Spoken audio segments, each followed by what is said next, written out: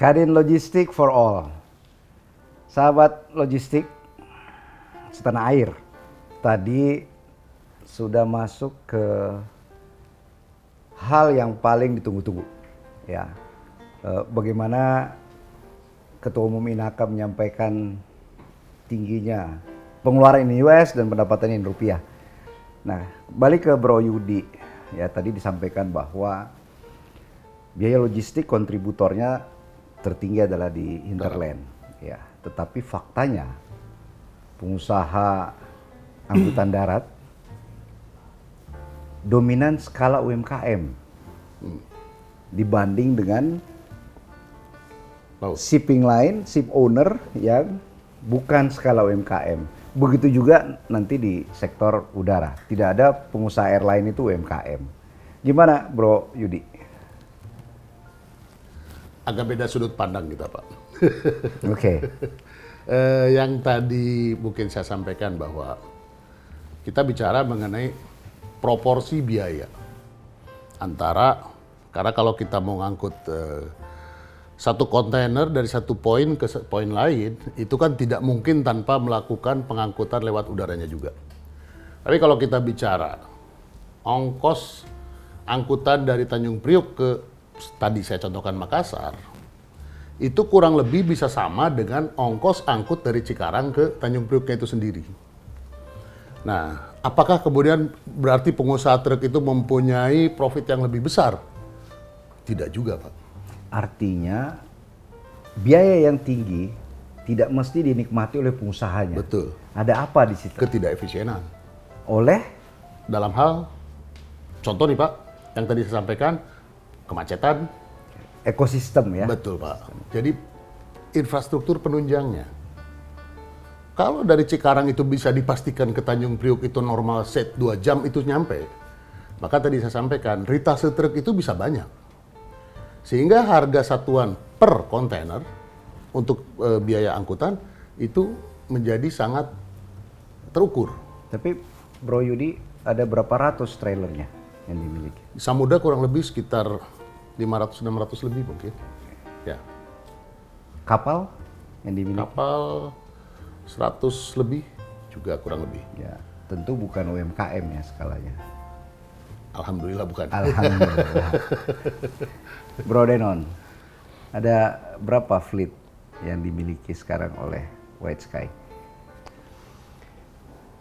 Karena kita memang dari awal lebih banyak ingin berpartisipasi di charter based business. Jadi sekarang ini kita kalau helikopter yang fully owned ada 10, kalau yang kita lease untuk bencana BNPB itu ada 5. Tapi sekarang kita lebih banyak sebetulnya lebih mengembangkan ke bisnis airport juga. Oke. Jadi saya lihat ada opportunity yang selama ini selain charter based business, airport ini kita bisa berkolaborasi dengan Halim BUMN. Airport, Bro Denon yang operate ya? Ya, jadi kita bermitra dengan BUMN, dengan Angkasa Pura di situ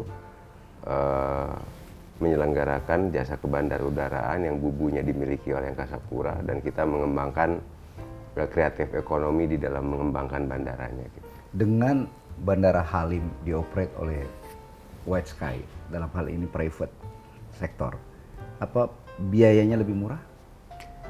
So far kita melihat bahwa paling tidak dari sisi manajerial bandara ini kita namakan jadi city airport. Jadi lebih fokus bagaimana mengembangkan city airport yang berbeda dengan hub seperti di Soekarno-Hatta.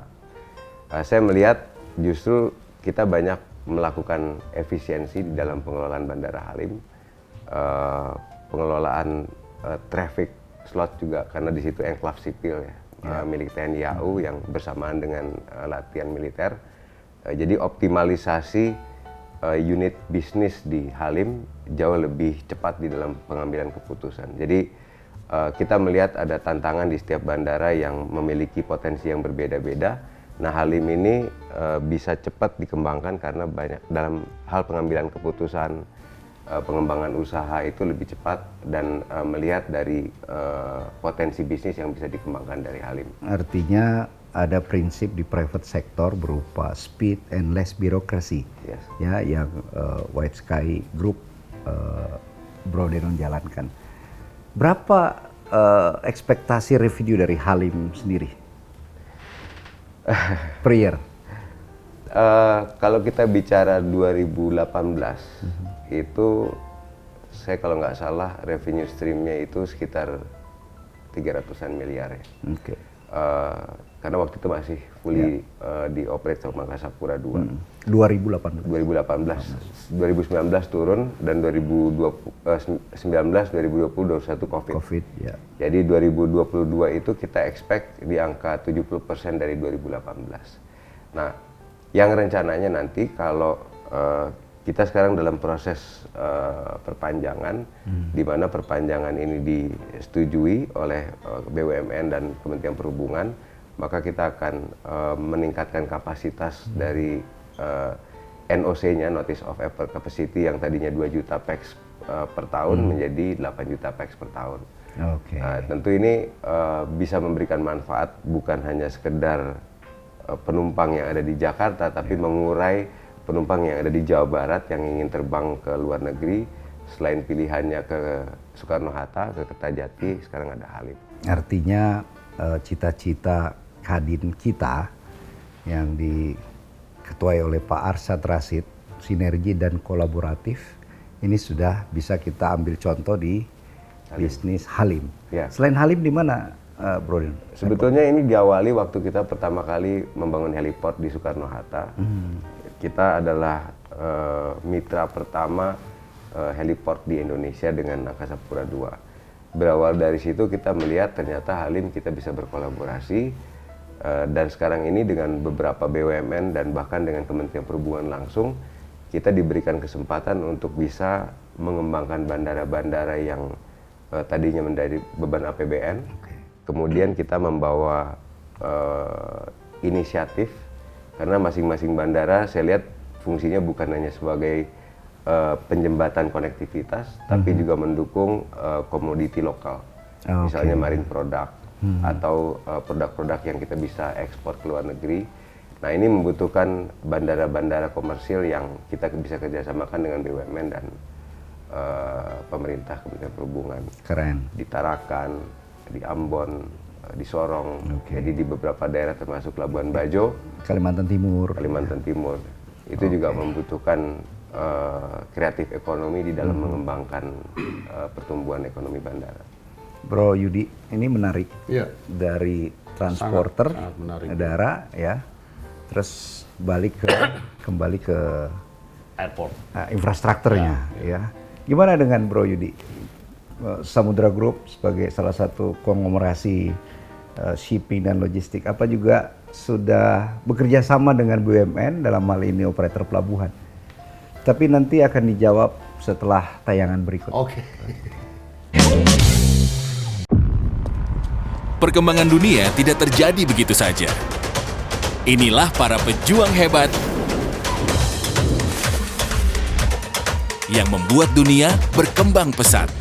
Manusia mandiri yang jeli, memandang jauh, dan pastikan masa depan ada dalam genggaman. Manusia mandiri yang takkan melewatkan kesempatan.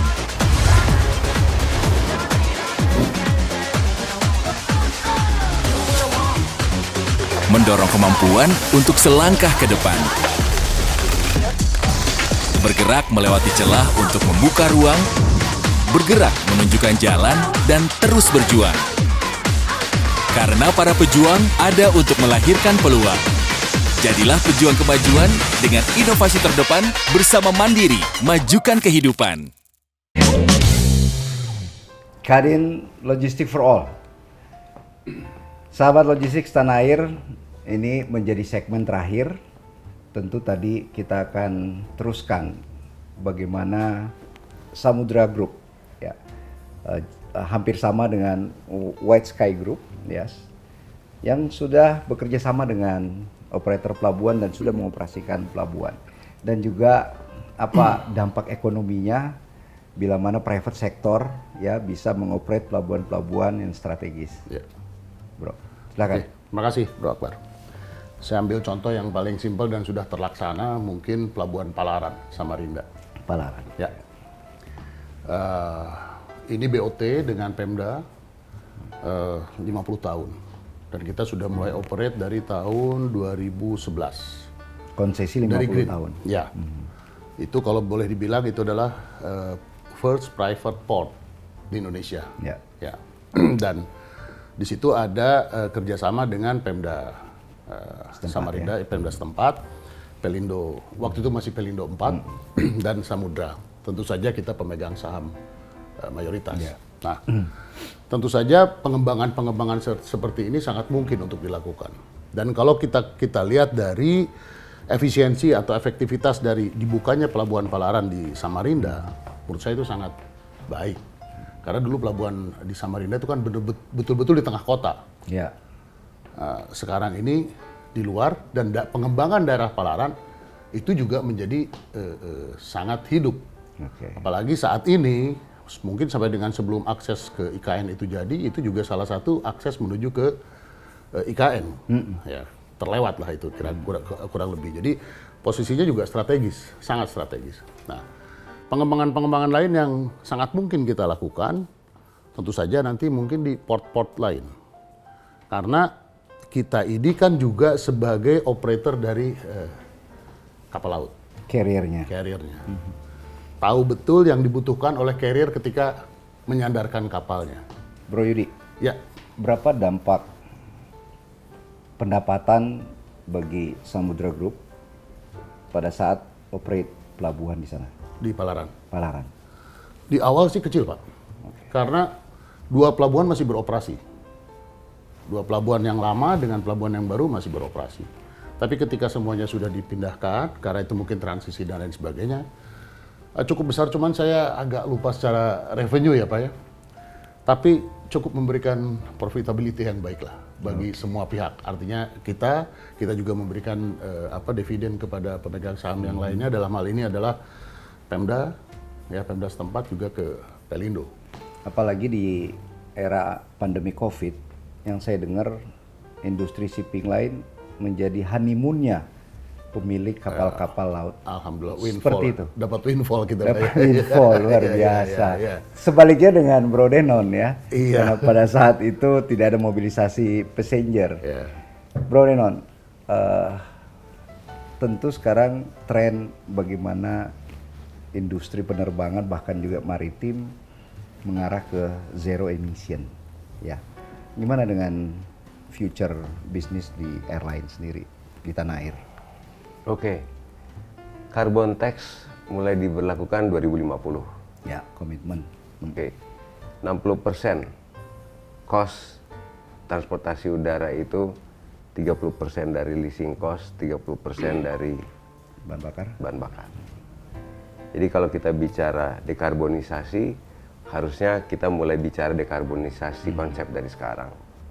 Saya hadir di beberapa level regional dan international summit yang membahas tentang zero emission 2045 atau 2050.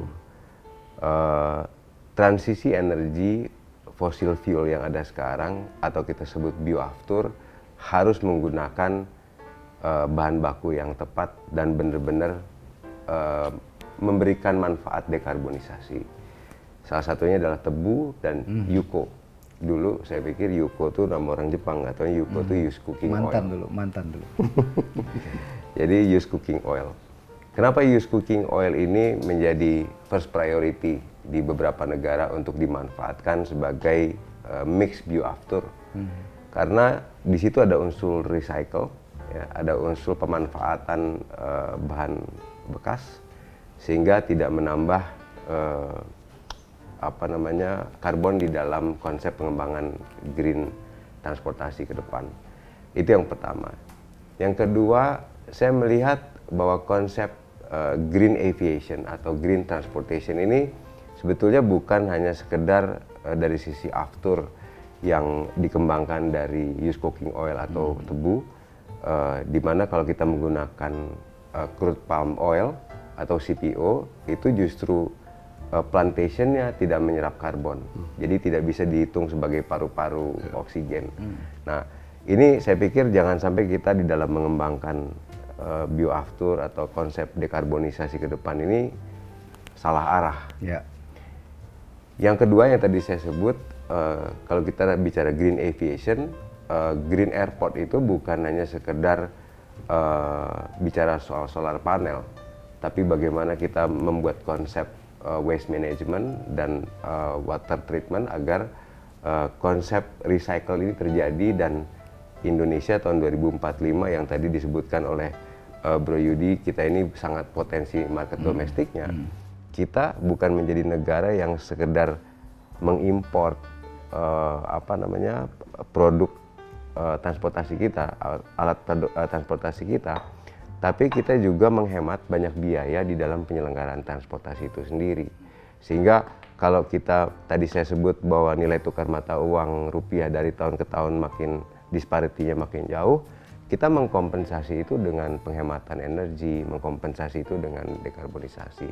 Jadi harapannya konsep-konsep penghematan dan dekarbonisasi ini merupakan salah satu konsep yang fundamentalnya adalah bagaimana meningkatkan efisiensi, bukan hanya sekedar mendapatkan achievement bahwa industri transportasi kita ini sudah zero emission, tapi benar-benar menerapkan konsep efisiensi. Oke.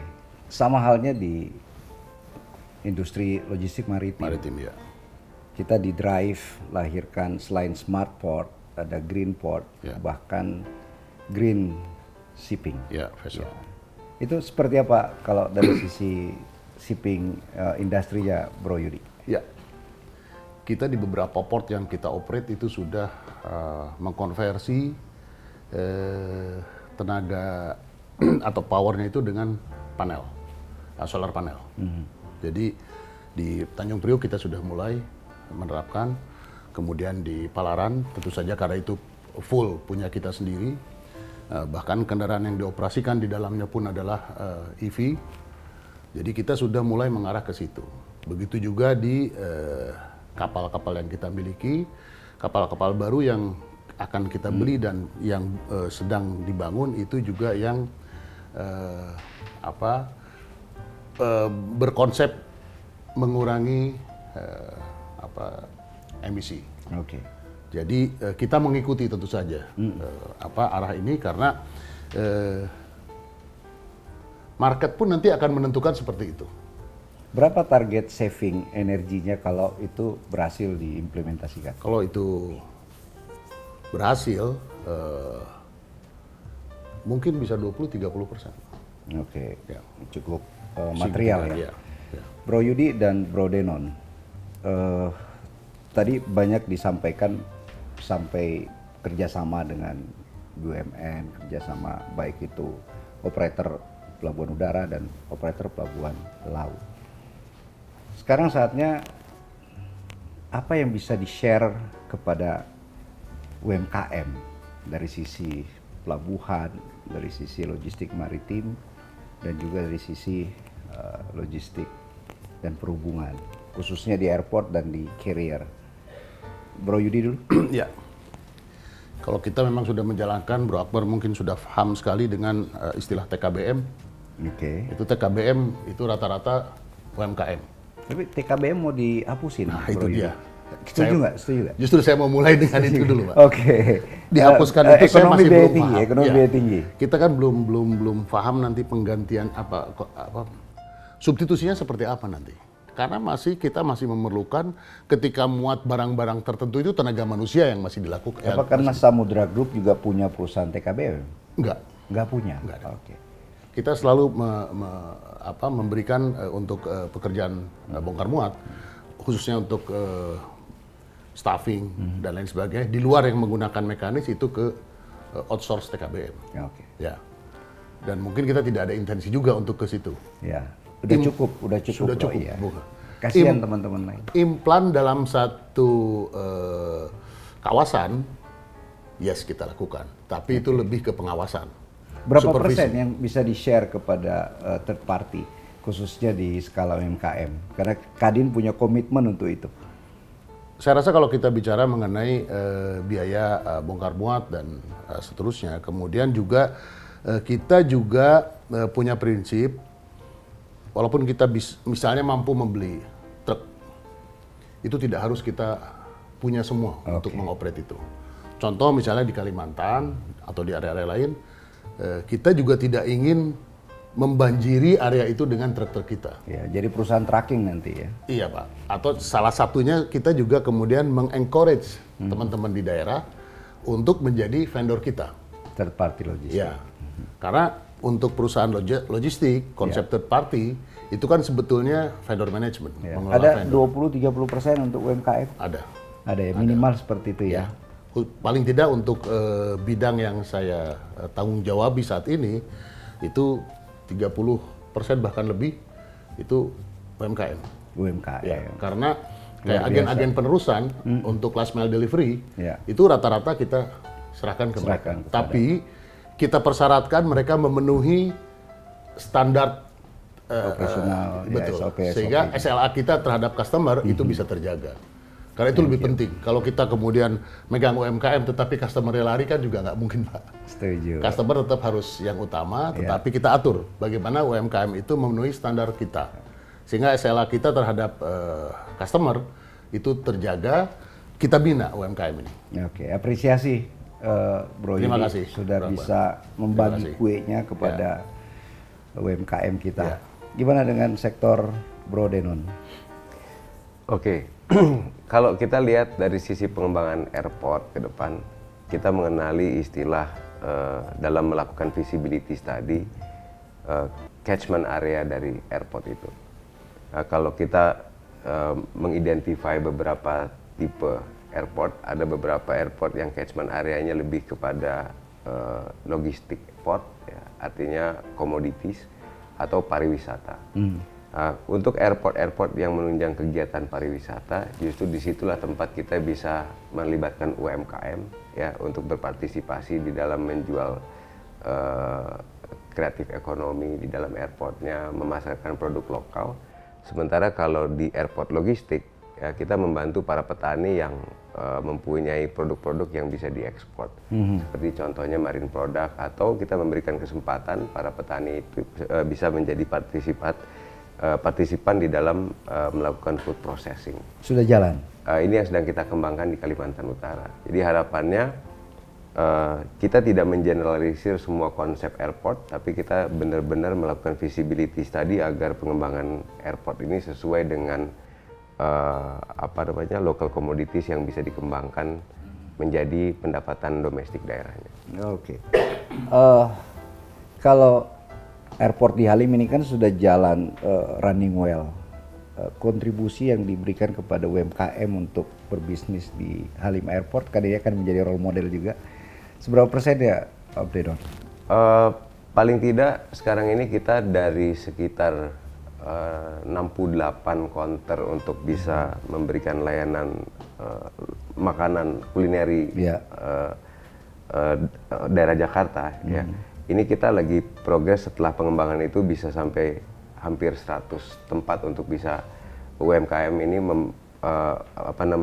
menyelenggarakan restoran, makanan lokal-lokal tradisi yang berfungsi sebagai city airport. Jadi bedanya adalah kalau city airport ini kita memang membuat konsep bagaimana orang melakukan kegiatan transportasi itu dalam waktu yang cepat, sehingga mereka di dalam waktu tunggunya mereka bisa makan di area-area kulineri yang kita berikan kepada UMKM. Apresiasi juga Bro Denon, luar biasa.